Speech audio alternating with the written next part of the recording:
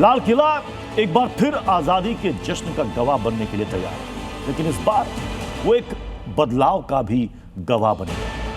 लाल किले पर इस बार तिरंगा तो लहराएगा ही, राष्ट्रगान भी होगा, लेकिन उससे पहले राष्ट्रगीत यानी वंदे मातरम का गायन होगा। यूपी में सीएम योगी ने हर घर तिरंगा अभियान के जरिए इस शुरुआत को परंपरा बनाने की तैयारी कर ली। इस तैयारी के दायरे में मदरसे भी आएंगे, जिसके बाद हर कोई यही पूछ रहा है कि मदरसे तिरंगा तो लहराएंगे, लेकिन क्या राष्ट्रगीत भी गाएंगे?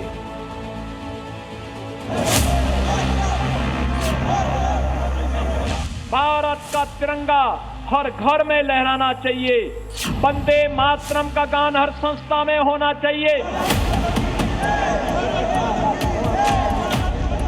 सेल्फी विद तिरंगा के साथ इसको अपलोड करिए।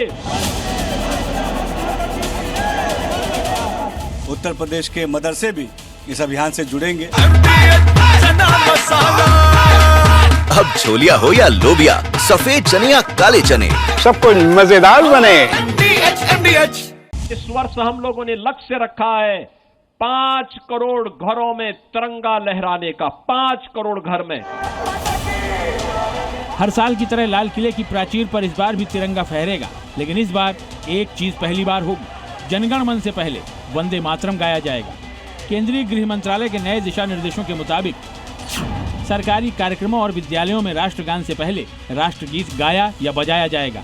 जब दोनों गीत साथ प्रस्तुत किए जाएंगे तो जनगण मन से पहले वंदे मातरम का गान होगा। सीएम योगी ने भी ऐलान कर दिया है कि तिरंगा, राष्ट्रगान और राष्ट्रगीत का सम्मान हर किसी को करना होगा।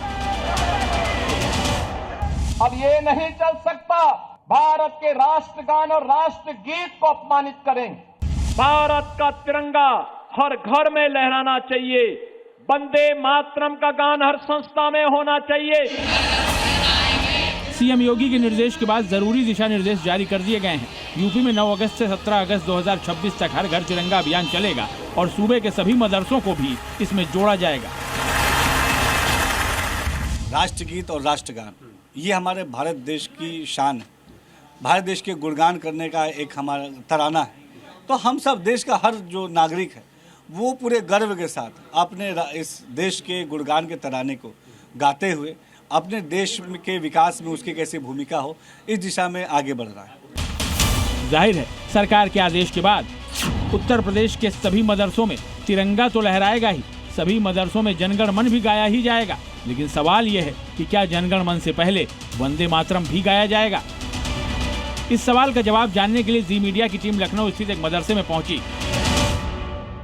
वंदे मातरम पहली बार जो वंदे मातरम है वो गाया जाएगा 15 अगस्त को। अभी इसमें मैं कोई बात नहीं कर पाऊंगा। नहीं, स्वागत करते हैं। अभी नहीं बात कर पाएंगे इस पे, कोई बात नहीं करेंगे इस पे अभी।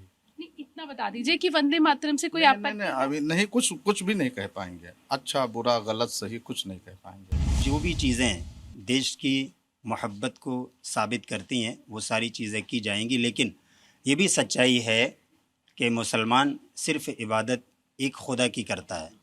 उसके सिवा जो चीज़ें देश के लिए हैं, देश के अच्छाई के लिए, उसको बढ़ावा देने के लिए या देश के सम्मान के लिए, वो सारी चीज़ें की जानी चाहिए।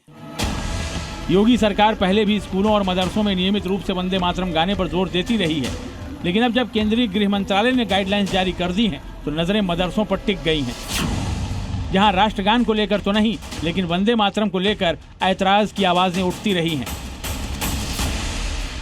तो इस पे क्या दिक्कत है? कुछ समस्या, कुछ बोलना चाहते हैं तो बोलिए। नहीं बोलते हैं, नहीं बोलेंगे इस पे, कुछ नहीं बोलेंगे।